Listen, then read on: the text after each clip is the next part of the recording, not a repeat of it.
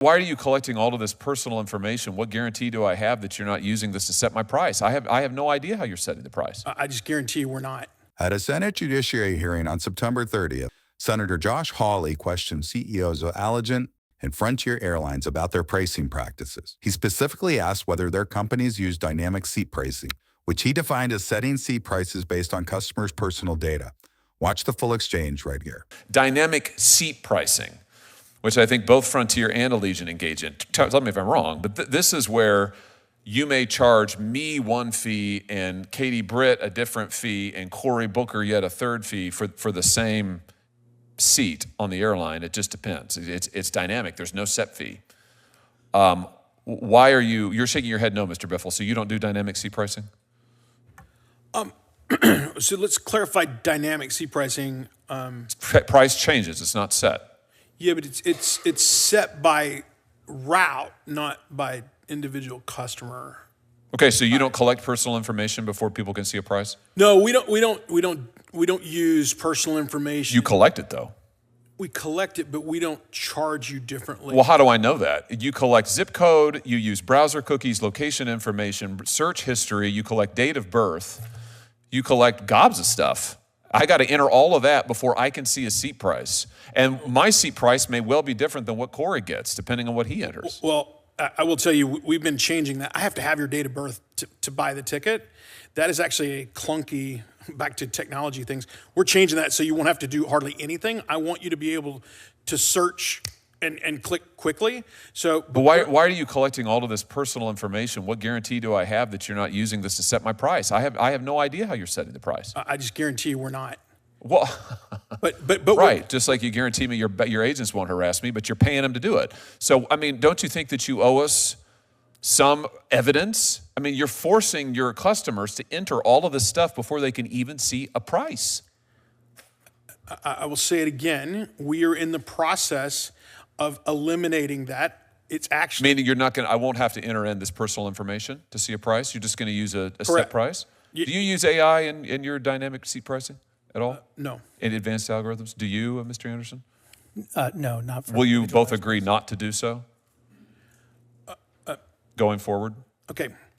I don't know that I can agree to not use AI. We use AI in all types of things. We will never use That's what worries me. AI to use personal information. So the insinuation that we're using your zip code, your gender, or any of those things to actually change the prices, I find appalling. Personally, I know there's another travel business, not an airline, that I changed my credit card, and when they figured out that I was using my business credit card, the price changed. I was appalled. That's dynamic pricing. Well, yeah. Well, well, dynamic.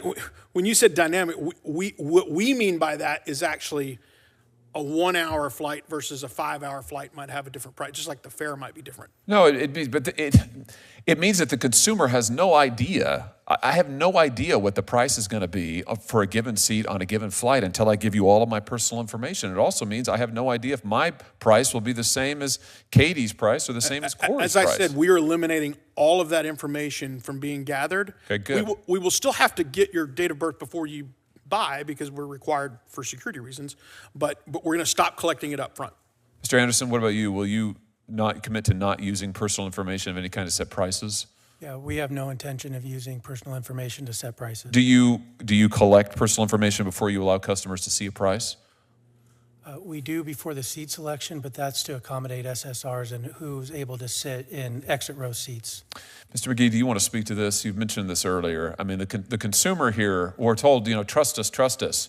But then the consumer is also told, but give us all of your stuff. Give us all your information. We'll put it all in here.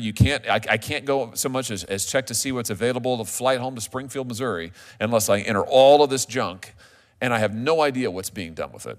Yes, Senator, thank you very much.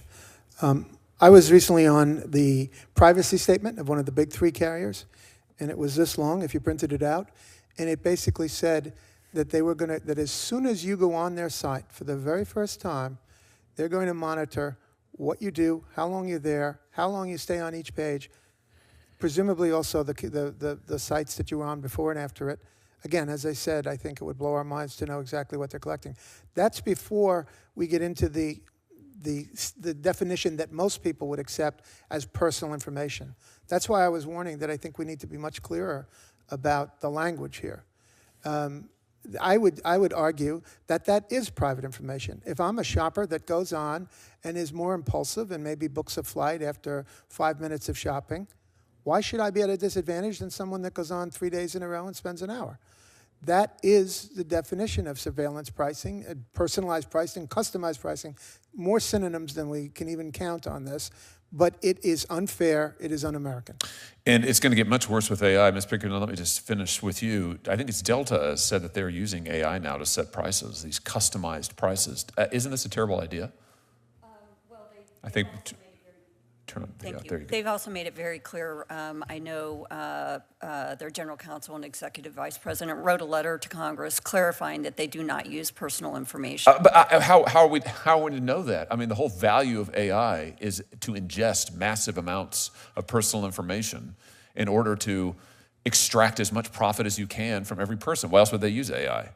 Well, again, I think it's probably worth a deeper conversation about our definitions of personal. Maybe we should just ban it. How about that? Should we just ban the use of AI in setting seat prices? AI has so many potential benefits in terms of and abuses. Providing. Yes, absolutely, and that's why we're committed to not using. Well, let's just make it easy. Would your organization support a ban on using AI to set individualized seat prices?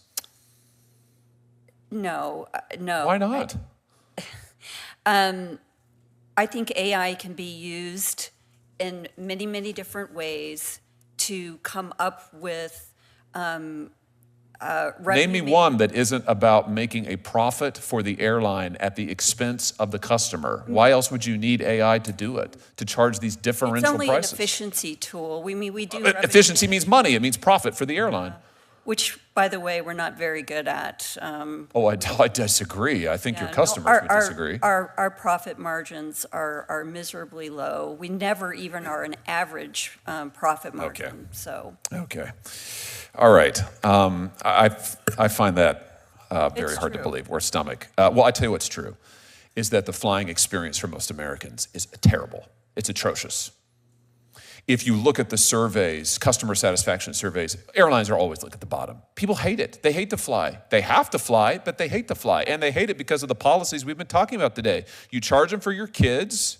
You make them enter all of this personal information. You pay your own employees to harass them. And now you're going to use AI to extract every last penny from them. It's terrible. I would love to show you the J.D. Power and the American Consumer Survey. Listen, I've seen the data, and not only that, I've talked to people all over my state who fly, and I've flown all the time with my small children. It's horrible. It's horrible. And it needs to be better. And I think based on what we've heard today, Congress has got a lot of work to do to make it better. For more congressional news, stay tuned to Congress Clips, and thanks for watching.